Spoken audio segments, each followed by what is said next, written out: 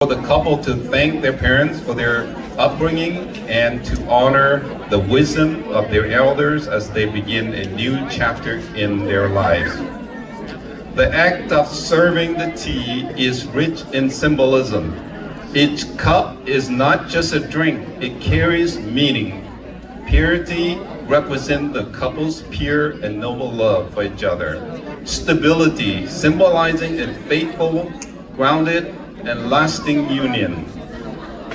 Fertility, expressing wishes for large, healthy, and prosperous family.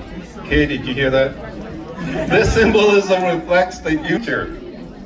The tea ceremony is also a ceremony of unity. This act of mutual respect and exchange signifies that the couple is no longer just individuals, larger, united family system.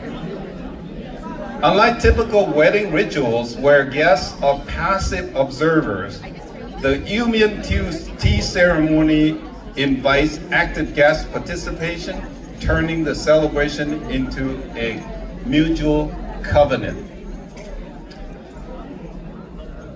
The ceremony includes four core components.